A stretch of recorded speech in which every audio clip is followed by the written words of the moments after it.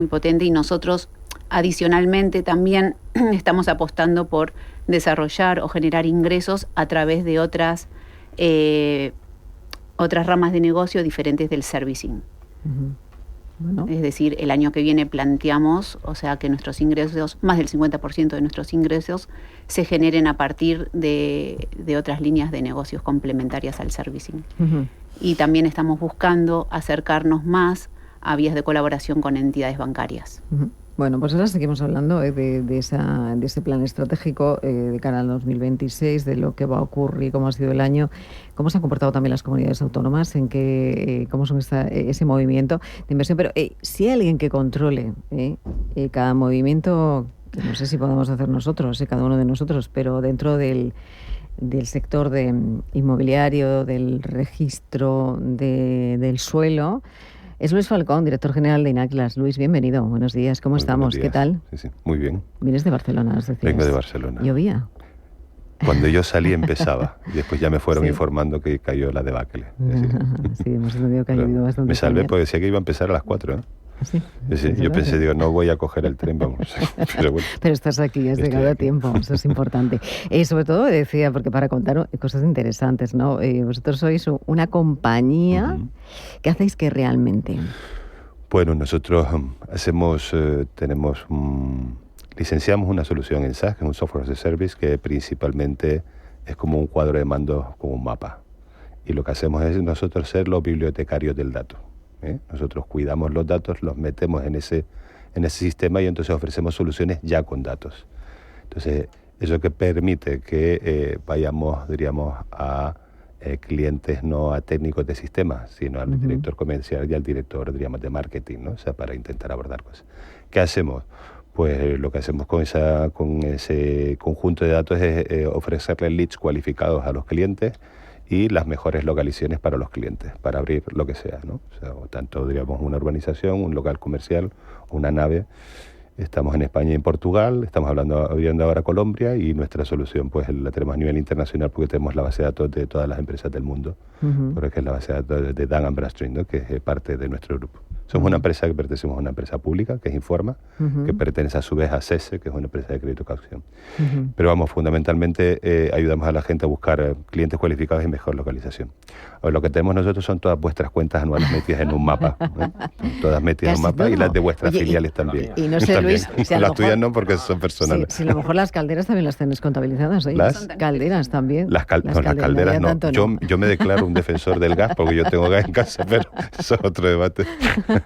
Me ha interesado mucho lo que has hablado. Pero... Oye, Luis, ¿cómo ayuda esto? Porque hablamos de que estos datos revelan también ciertas... habla de suelo, de la escasez de suelo.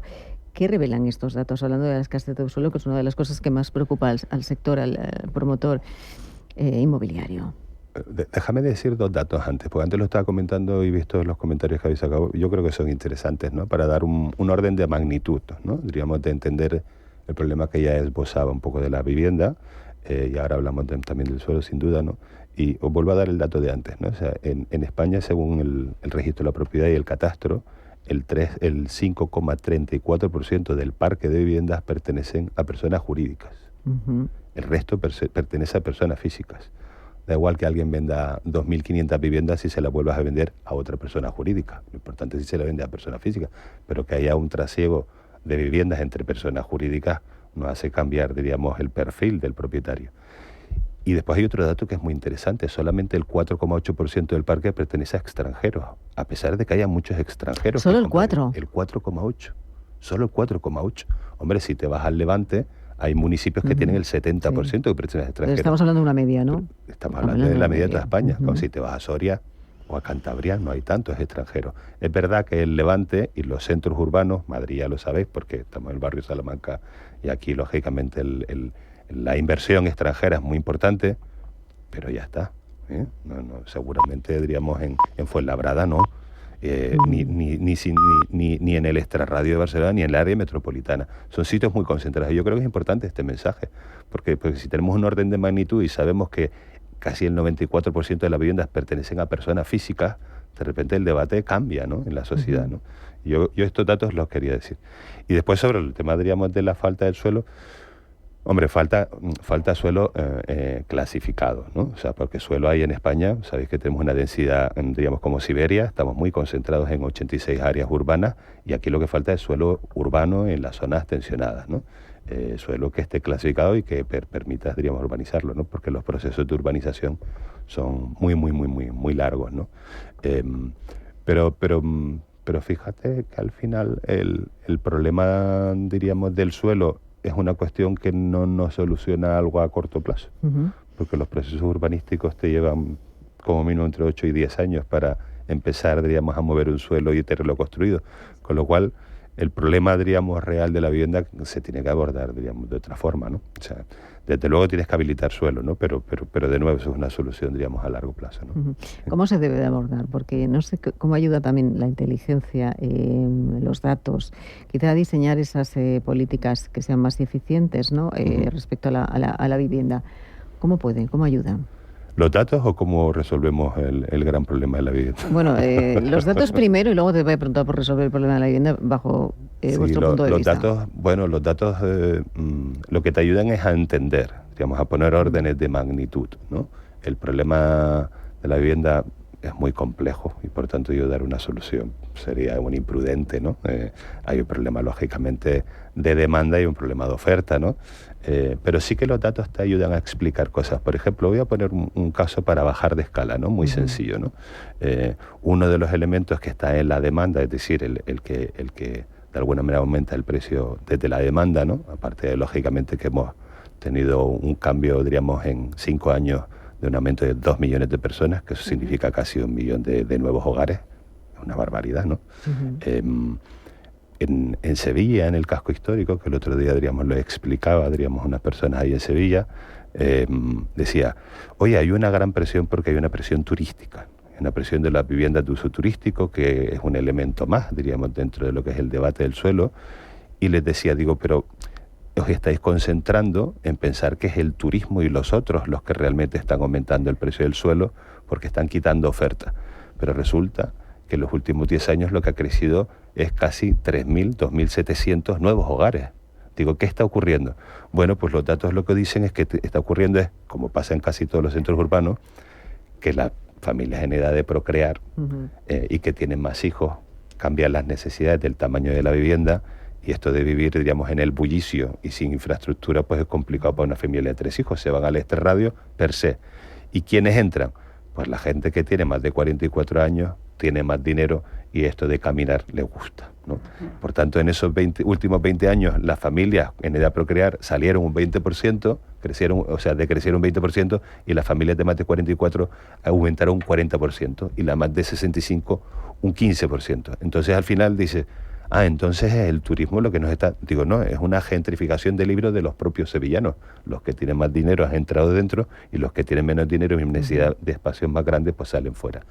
Que nos lleva a otro dato que la gente tampoco está teniendo en consideración, porque hablamos de viviendas y de personas, pero no hablamos de una cosa tan importante, que es el tamaño de los hogares, de los núcleos familiares, que estamos casi en 2,5 y algo hace aproximadamente 10 años, y en centros urbanos pasa del 2, baja del 2.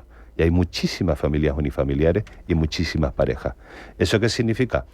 Que, por ejemplo, por tener otro dato, y ahora comparando, diríamos, Viena, que se pone mucho como ejemplo, y Barcelona, y se les compara sobre los modelos de vivienda, digo, Barcelona, el tamaño medio de la vivienda es de 75 metros cuadrados. Y tienen una vivienda protegida, vivienda de protección oficial, de las más altas de España, 2,8. Unos cracks, En Viena tú tienes casi un 40%, pero la vivienda media es de 56 metros cuadrados. Y no nos planteamos el debate de decir, bueno, igual podemos densificar las ciudades subdividiendo los pisos. No, porque esto van a ser un zulo, y entonces aquí se va a meter la infravivienda. Digo, bueno, igual lo podemos hablar y pensarlo 2 veces, ¿no? ¿Por qué? Porque la verdad es que ahora las viviendas que hay en España son muy grandes. Esta es la conclusión. Sería parte de solucionar el problema de la vivienda. Uno de muchísimos. No, para mí el problema de la vivienda tiene que ver con habilitar vivienda de protección oficial de forma masiva. Esta es la única solución, porque el problema de la vivienda lo tienen el 30% de la sociedad que tiene sus salarios no llegan para adquirir una vivienda. Y cuando uno tiene que vivir de alquiler, no puede vivir en España. Y los precios han subido en Europa, que eso dice el último informe de la Unión Europea, los precios han subido en Europa de forma proporcional en todos los países. España no es una excepción de subida de precios. El problema está en que los salarios de España no han crecido desde el punto de vista personal. Y entonces se mantienen estables. Entonces el acceso a la vivienda lo sufren los que están más abajo. Y eso se resuelve con vivienda de protección oficial, que en España no ha existido. Y toda la que teníamos calificada la hemos descalificado. Si hemos descalificado 6,2 millones de viviendas.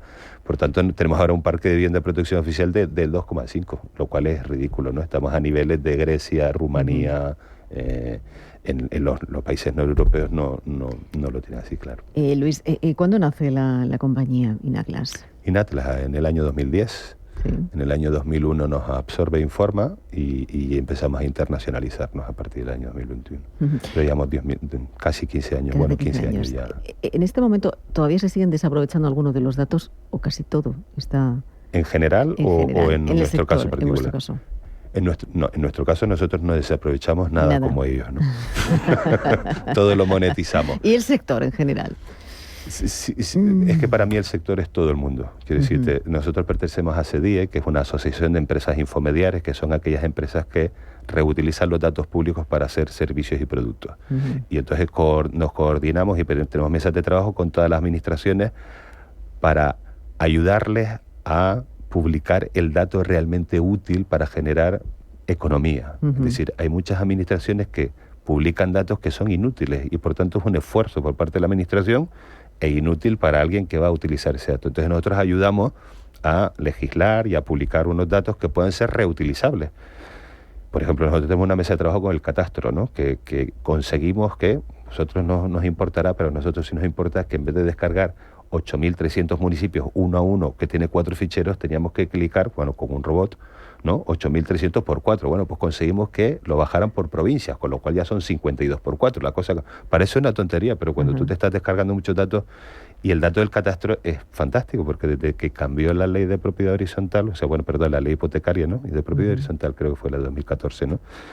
Y que obliga a conectar el catastro con el registro de la propiedad, la base de datos del catastro se ha convertido en una base de datos muy rica, ¿no? Para todo el sector inmobiliario. Nosotros, por ejemplo, empresas energéticas, lo que damos es todo lo que son las parcelas en suelo rústico que están a cierta distancia, diríamos, de una estación subeléctrica, ¿no? Para saber, diríamos, qué parcelas tienes alrededor. Claro, tener, diríamos, el catastro bien y conectado al registro de la propiedad es una cosa muy útil. Tenemos mesas de trabajo con el INE, mesas de trabajo con el Instituto Geográfico Nacional, para siempre, diríamos, publicar los datos adecuados. ¿Se está desaprovechando el dato? Digo, sí, porque es que se están creando 7 veces más o 10 veces más datos de los que podemos aprovechar y utilizamos el 1%. Pero yo creo que ha cambiado el mundo desde hace 3 años, como ya sabéis. Sí, y ha llegado ChatGPT para decir que la inteligencia artificial va a cambiar todo. Por lo tanto, no vamos a quedar sin datos. ¿Te da miedo, Luis, la inteligencia artificial? Me encanta. ¿Te encanta? ¿La utilizas? Hombre, masivamente, en la empresa, personalmente. Con mi mujer tenemos el debate si le dejamos entrar a nuestra hija de 12 años en ChatGPT, pero a mí me parece que es como la electricidad o como Internet. O sea, estamos en un momento maravilloso. ¿Sí? Bueno, quiero saludar también, cuarto de la mesa, Ismael Pérez, director de inversiones del Grupo Seneas. ¿Qué tal? Bienvenido. Muchas ¿Cómo gracias. estamos? ¿Qué tal todo? ¿Bien? Muy bien, aquí, otra vez. ¿Otra vez? Aquí te encuentras bien, ¿no? Sí, aquí como en casa. Estamos bien, como en casa, que sí. Súper bien, muy bien cuidado, muy bien mimado. Ah, sí, eso es importante, ¿no? Porque cuando me preguntáis eso de, vamos a entrar al programa, ¿cómo va a ser el programa? Digo, pues no lo sé, lo vais a hacer vosotros siempre. Yo no hago nada, lo hacéis vosotros. No lo pones muy fácil. Bueno, Ismael, hablando de inversión, vosotros sois uno de los grandes expertos en productos, decíamos, de deuda. Hay grandes productos estrella, hemos hablado mucho de ellos. ¿Cuáles están siendo esos productos, para que todos los oyentes lo sepan, que son los estrellas de los que estáis vosotros volcando este año, el 2025? Bueno, pues como han estado diciendo los compañeros, el escenario en el que nos encontramos ayuda muchísimo a las operaciones de flipping, porque precisamente por esa oferta tan escasa que hay de activos inmobiliarios permite que exista un movimiento tremendamente rápido en operaciones de compra, reforma y venta. Desde un punto de vista de rentabilidad, ese es uno de los productos más demandados por los inversores, porque estamos haciendo líquidas las posiciones en tiempo récord. Estás hablando que podemos hacer líquida una posición en el tiempo que menos hemos tardado han sido 3 meses y medio, pero sí podríamos estar hablando de un gap entre 3 meses y medio y 8 meses. Bien, es verdad que ayuda muchísimo esta circunstancia de la escasez de la oferta que han estado hablando los compañeros en la mesa, y que no sabemos cuándo va a acabar, sinceramente, porque los tipos de interés están donde están, la demanda es infinitamente superior a la oferta, y es verdad que tenemos ahora mismo España, que es un punto deseado por la inversión extranjera. El caso de Madrid, el caso de Levante, son unos referentes, y estaba hablando ahora mismo, comentando Luis, en el caso de Valencia, me parece que estábamos hablando de una posición de inversión extranjera del 70%, me parece que habías hablado. En el Levante, en el valenciano. En Levante, pero es exagerado. Y Madrid, el otro día, en un foro de la Caixa, estaban hablando precisamente de que es el gran deseado. Entonces, es verdad que este producto es un producto muy rentable por la rentabilidad y sobre todo por el tiempo.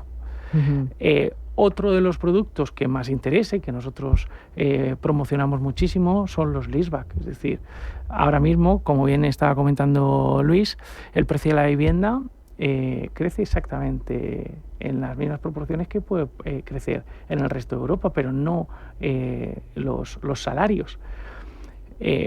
Esto lleva en muchas circunstancias a que el cliente, sobre todo en este caso empresas que tienen activos inmobiliarios, a obtener a través de este producto, llegar a una obtención de circulante que no llegan a través de las entidades bancarias, y poder tener la posibilidad de poder recomprarlo en un plazo de 2, 3, 4 años. Desde ese punto de vista, ¿qué ocurre? Que se produce una doble rentabilidad: la propia rentabilidad de la explotación del bien y la rentabilidad de la recuperación del bien. Y teniendo en cuenta que el crecimiento de la vivienda, el crecimiento del sector inmobiliario avala este tipo de operaciones, pues evidentemente son productos tremendamente demandados por los inversores. Estamos hablando, fíjate, lo importante para el que invierte es la rentabilidad, ¿no? ¿Cómo ha cambiado esa rentabilidad en el último año con respecto, por ejemplo, a otros años? Bueno, yo creo que los tiempos, la rentabilidad a lo mejor es la misma. Lo que ocurre es que cuando tú obtienes una rentabilidad en lugar de en 12 meses, en 4 meses, más rápido. Y te da y el escenario te permite poder duplicar o triplicar esa rentabilidad con esa misma inversión, pues evidentemente tienes una rentabilidad que es infinitamente mayor que anteriormente, pero en términos porcentuales es la misma. Lo que ocurre es que en el espacio temporal la cuota es muchísimo en el tiempo. Y eso es lo que está haciendo que haya muchísima demanda de inversores y una escasez de producto que se da por la escasez de producto en sí misma, y por otro lado por esa alta demanda al obtener la liquidez de una forma tan inmediata en la recuperación de la inversión. Ismael, ¿cómo funciona? ¿Qué aporta ese modelo que aportáis vosotros al mercado, que es ese modelo de coinversión con respecto, por ejemplo, a una inversión más tradicional, para que todo el mundo lo entienda? Bueno, vamos a ver. Primero, es público que España es un país eminentemente inmobiliario, y la cultura inmobiliaria la tenemos en pena. Entonces, deshacernos de los activos inmobiliarios nos cuesta. Nos cuesta. Sí. Nos cuesta. Es verdad que el momento en el que estamos nos está ayudando muchísimo a que esas rentabilidades atraigan a esos inversores.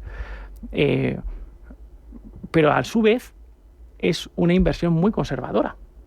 Nosotros muchas veces cuando hablamos con los inversores, porque una de las cosas que hacemos en Grupos Eneas es que coinvertimos con todos nuestros inversores, de tal forma que el resultado pues depende de la selección del producto. Siempre hablamos de lo mismo: no te vas a ir a una renta fija que ahora mismo está dando lo que está dando, con las retenciones y el impacto fiscal que tenemos, pues poco más que inviertes el dinero y encima tienes que poner. Las rentabilidades nuestras en los productos por operación, no estoy diciendo anualizado, estás hablando que van desde un 8% hasta un 12% y en algunos casos hasta un 15% bruta. Pero es que estamos hablando que en muchos casos, insisto, se puede conseguir en un plazo de tiempo muy corto. Esa situación ahora mismo en la renta fija no la tienes ni de lejos. Esa situación te lo ofrece exclusivamente el mercado inmobiliario. Y segundo, por encima de la rentabilidad está la seguridad, y la seguridad nos la da a todos ese activo inmobiliario. Desde mi punto de vista, esa es la diferencia. ¿Y qué aspectos fiscales tiene que tener en cuenta un inversor que invierte, por ejemplo, con vosotros? Porque se habla mucho de la fiscalidad. Entonces, claro, cada vez que invertimos siempre hablamos de algún impuesto, de alguna fiscalidad o de alguna retención, o de qué aspectos fiscales tenemos o debemos tener en cuenta cuando hacemos una inversión con el Grupo Eneas. Bueno, vamos a ver, siempre hablamos de rentabilidades brutas. Nosotros dentro de nuestro portfolio de inversores tenemos tanto personas físicas como sobre todo personas jurídicas. Entonces la persona física al final sobre el beneficio obtenido se le hace una retención del 19% rendimiento de capital mobiliario, y en el caso de sociedades pues se lo lleva directamente a sociedades. Pues un poco lo que estábamos hablando anteriormente. Si yo tengo una rentabilidad de un 1,5 en renta fija y le tengo que aplicar un 19% sobre ese beneficio con una inflación como la que hay, pues insisto, poco más que nos cuesta dinero. Es decir, oye, si dejo el dinero en el banco, me cuesta el dinero por la inflación. Si meto en renta fija, entre idas y venidas, si me descuido tengo que poner dinero. Y teniendo en cuenta que esto es una rentabilidad, no es una rentabilidad que puedas obtener en la compraventa de una startup que puedes llegar a llevar un 300%, pero también es verdad que es una rentabilidad que a fecha de hoy y amparándonos en la situación del mercado, está garantizada el 100%. Pues hombre, pues evidentemente no tiene comparación. Ismael, vosotros ocupáis Madrid, ¿no? No sé, ¿tenéis previsión de salir al exterior, en otras ciudades de España? Estamos posicionados en Madrid, fundamentalmente. El 85% de nuestras operaciones vienen de Madrid, y donde estamos abriendo posiciones es tanto en la zona de Levante como en la zona de Málaga, de Marbella, puesto que son plazas muy atractivas y muy demandadas. Oye, ¿cómo se puede convertir con vosotros? ¿Cómo puedo, o alguien que nos esté escuchando, invertir con vosotros? Pues convertir. Poniendo dinero. Poniendo dinero. ¿Hay que poner mucho dinero o eso es poco? ¿Cuál es el ticket medio? El ticket mínimo para poder convertir con nosotros es de 25.000 euros. Si bien es verdad, insisto, que hay muchas economías domésticas, luego también tenemos family office que entran y que en un momento dado creamos vehículos especiales para ellos, pero para las economías domésticas, que son a lo mejor aquellas personas que entran por primera vez en el sector inmobiliario, pueden entrar a coparticipar con nosotros a partir de 25.000 euros. Si bien es verdad que el ticket medio de los activos que nosotros estamos adquiriendo, ya sean en compra de deuda, estamos en torno a 150.000 euros de ticket medio, y en compra de activos inmobiliarios podemos estar en torno a 225.000 euros de inversión media. ¿Cómo son estos activos inmobiliarios? Fundamentalmente son residenciales, fundamentalmente. ¿Por qué? Porque al final es el que tiene mayor tráfico comercial, es el gran demandado. Ahora, como todo, pues también entramos en activos comerciales que puedan tener interés, pero Grupos Eneas está centrado fundamentalmente en activos residenciales. Ahí seguro que tienen caldera, ¿no? Casi sí, ¿no? Suelen tener caldera. Suelen tener caldera, me digo porque no queda claro, Francisco. Bueno, Francisco, yo quería abordar contigo un poco también, porque hablábamos del papel fundamental que juega también, en este caso, el gas verde, en la descarbonización del parque inmobiliario. Estáis inmersos también en algunos importantes proyectos. Cuéntanos alguno de ello y el papel. ¿Cómo es ese papel de cara a futuro? Bueno, como te comento, el papel del gas verde es uno de los vectores fundamentales de descarbonización en nuestra infraestructura y bueno, pues de los primeros es un ejemplo que en Madrid, lo he dicho, Valdemir Gómez, fue un primer proyecto que se puso en servicio, pero la evolución que está teniendo el mercado, porque nosotros lo que atendemos son inversores, o sea, hay una serie de inversoras que pueden ser del mismo grupo Naturgy o de otros grupos energéticos que están desarrollando este tipo de infraestructuras. Y ahora mismo, porque tengas una idea, pues la evolución en nuestra infraestructura, solamente en nuestra infraestructura, hoy en día hay 92 proyectos que están en construcción, ¿vale?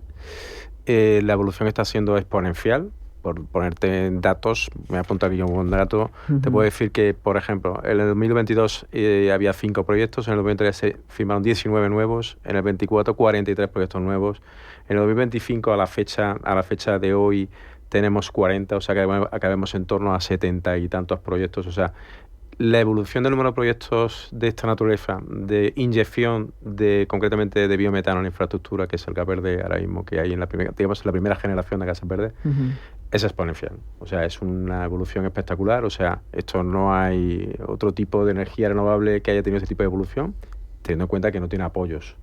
O sea, ten en cuenta que en la época en la que hubo un gran potencial un gran desarrollo sobre la energía renovable eléctrica, había un gran apoyo por parte de la administración, ¿vale? Todavía estamos pagando en el recibo, nosotros estamos pagando en torno a un 10-12% de cada uno de nosotros en nuestros recibos, que estamos pagando eso.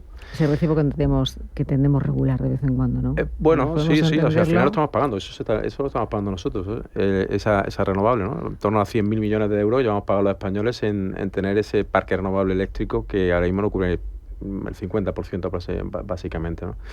Este tipo de proyectos que estamos viendo encima de la mesa no tiene repercusión, no tendrá repercusión sobre nuestra factura, por lo tanto no tiene subvenciones públicas en la gran mayoría de los casos. Entonces son proyectos que tienen un gran interés por parte de los inversores, ¿vale? De hecho están viniendo inversores de toda Europa porque España es una gran oportunidad, ¿no? Ten en cuenta que España es la tercera potencia en cuanto a potencial de desarrollo de este tipo de proyectos. Entonces pues los alemanes que tienen, por ejemplo, 12.000 plantas en funcionamiento, pues todos los inversores están poniendo el foco en España porque digamos que hemos empezado tarde, pero también por la parte positiva es que tenemos una gran oportunidad, ¿vale? Están viendo mucha inversión en España. ¿Y cómo se ve ese futuro, ¿no? Hablando del gas verde aquí en nuestro país, ante las necesidades, decíamos, muchas veces hay que evangelizar sobre qué significa, como decíamos, empezábamos a hablar del gas verde, lo que es, el significado que tiene, ¿no? para nuestros hogares o para lo... ¿Cómo se puede evangelizar más y cómo va a ser el futuro, la evolución? Bueno, yo creo que hoy forma parte de esta evangelización, como tú has puesto ese nombre, me parece bien, me parece acertado, que creo que hay que dar a conocer porque es el gran desconocido. Al final, cuando hablas de energía renovable, todo el mundo tiene en la cabeza un aerogenerador, un molino, o tiene en la cabeza las placas fotovoltaicas, pero nadie tiene ni idea de que puede existir un gas que tiene origen también renovable con impacto CO2 neutro, ¿no? Entonces, es que biometano, dices, sector residencial, a veces que no se asocia, ¿no? Yo creo que no se asocia. No, esto no lo asocia. De hecho, bueno, ahí ahora mismo se ha generado una plataforma, se llama Plataforma Gas Verde Sí, ¿vale? Que tiene un eslogan bastante potente, porque básicamente lo que pone encima de la mesa, esto se ha unido el sector, ¿no? Para impulsar este tipo de energía. Y su eslogan es fácil. Su eslogan es ¿cómo puedes hacer para descarbonizar? Y su eslogan es no hagas nada. No tienes que hacer nada. O sea, porque no hay que hacer nada en la casa. ¿Realmente lo tienes? No tienes que hacer nada. O sea, porque el tema de hay una obsesión tremenda por la electrificación que conlleva, creo que no está pensando realmente la ciudadanía, ¿vale? Hoy se están poniendo encima de la mesa y estamos llenos de publicidad y llenos de mensajes, ¿no? de lo que son las bombas de calor, la aerotermia, tal, que bueno, es una tecnología que está bien, pero que primero no es accesible al ciudadano, ¿vale?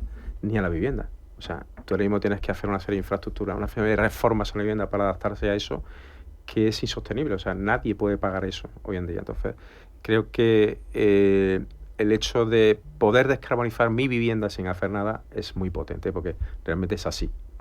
Consumiendo un gas renovable, un gas verde, estás descarbonizando tu tu vivienda, sin necesidad de hacer grandes reformas, sin necesidad de comprarme elementos que me cuestan 15, 20.000 euros en mi vivienda, que es más del sueldo medio de un español, ¿no? Entonces, ese es el problema. O sea, es el problema y es la solución, está en los gases verdes, ¿no? Y puede ayudar mucho a la descarbonización de los hogares. Y también a toda la industria, ¿no? La industria hoy, ten en cuenta que no hablamos de... Hoy no es el foro, ¿no?, de la industria, pero la industria hoy tiene también un problema con el tema de la descarbonización, que los gases renovables también son una gran ayuda para ello. Y ya te digo, y la evolución de proyectos se está haciendo exponencial y habrá un futuro cercano en el que tendremos un mix de gas que será descarbonizado. Entonces, eso es un futuro prometedor para esta infraestructura. Me gusta lo que decías. Quizá haya muchos mensajes, pero quizá algunos de ellos que no son confusos, no llegan a la raíz del problema, a la raíz de la solución muchas veces. Francisco. ¿A qué te refieres con esos mensajes? Me refiero a los mensajes. Decías tú, hay muchos mensajes en torno al gas, a la aplicación. Hay veces que no se conocen, pero hay veces que hay muchos mensajes, muchos impactos. Estímulo-respuesta para la persona de a pie, y a veces que se desconoce. Claro, ¿no? tú fíjate, hubo un efecto curioso. Hubo un mensaje por parte de la prensa y por parte de, cuando se lanzó el mensaje de las calderas estarán prohibidas, ¿no? Pues esto disparó una serie de consecuencias importantes. Nosotros, que tenemos mucha relación con el mundo inmobiliario, muchos promotores nos llamaron, oye, ¿qué me estás contando? Oye, me están contando esto, están haciendo empresas, esto que... Entonces, esto fue una polémica que se levantó en el mercado y que nos cuesta todavía, desmontar este bulo, ¿no? Pero fíjate que este mensaje también fue, por ejemplo, en Alemania, ¿vale? En Alemania se lanzó también un mensaje parecido, ¿no? Y lo que provocó fue la rotura de stock de todos los fabricantes de calderas. O sea, fue una cosa curiosa. O sea, estuvo todo el alemán, se fue corriendo y compró 3 calderas. Y se lo guardó en su garaje, en su casa. Sí, o sea, pues no sé, lo mismo fue positivo para los fabricantes de calderas de esta manera de verlo. Pero el mensaje es claro, o sea, yo creo que al final, el problema de la descarbonización es un problema muy global, muy importante, como para enfrentarnos solamente en una de las líneas de desconexión. O sea, creo que hay elementos encima de la mesa, infraestructuras como la nuestra, que en España pues tenemos cerca de 90.000 kilómetros de infraestructura de gas, que hemos pagado entre todos. ¿Vale? 90.000. Sí, 90.000 kilómetros de infraestructura, como a veces son como 3 vueltas a la Tierra, una cosa así, ¿no? Y esto, pues es importante aprovechar la infraestructura que tenemos, que está pagada, ¿vale?, para introducir esa infraestructura de otra energía que no sea de origen yacimiento, igual que está pasando en el sistema eléctrico. Bueno, pues se nos ha ido el tiempo. Esto se ha hecho muy corto, Luis. Yo he aprendido un montón. Hemos aprendido. Se nos ha hecho súper corto. Daniela. Pero ya se acabó, ¿no? Se acabó. Pues es que ya estamos casi fuera de tiempo, ya nos van a echar aquí, vienen los servicios informativos y nos echan aquí. Estamos también como en casa, ¿verdad? Aquí ya se acabó. Tenéis que volver. Voy a hacer lo mismo, otra mesa, ¿os parece? Sí, ¿no? ¿Y volvemos a hablar de las calderas otra vez? Encantado de que me llame de nuevo. Francisco, gracias. Un placer, Daniela. Gracias, Ismael. Gracias, Luis. Gracias. Ya ustedes ya lo saben.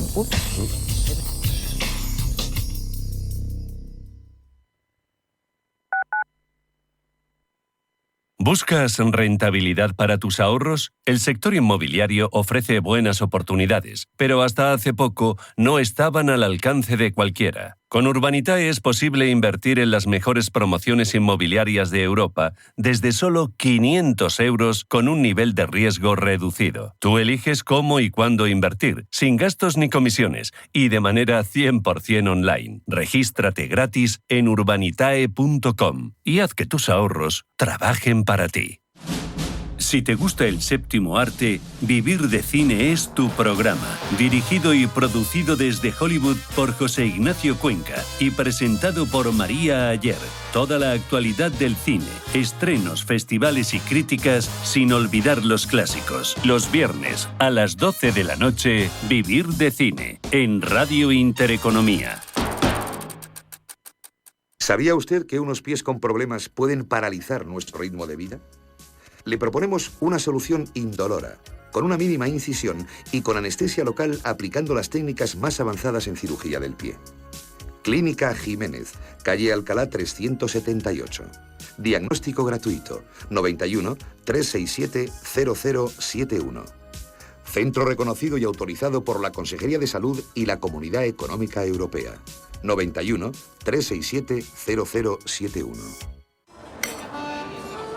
Hay sabores que nos devuelven a los momentos más felices. En el Relais de Paris celebra la vida con los clásicos de siempre, el auténtico sabor de los caracoles, un entrecot perfecto o la magia de nuestros postres. Un ambiente único para que vivas mon moment. Relais de Paris, el sabor de un momento perfecto. Radio Intereconomía. Eres lo que escuchas.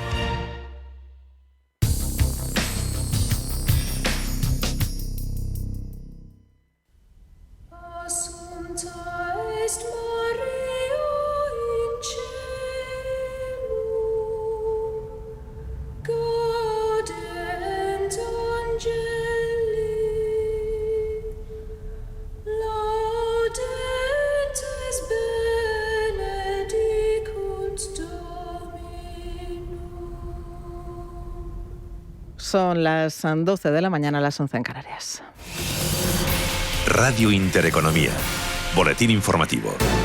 Buenos días. El Gobierno mantiene su mano tendida a Junts tras el anuncio de esta formación de presentar enmiendas a la totalidad a todas las leyes del Ejecutivo. Desde Moncloa reiteran además que siempre cumplen con sus compromisos. Carlos Cuerpo, ministro de Economía.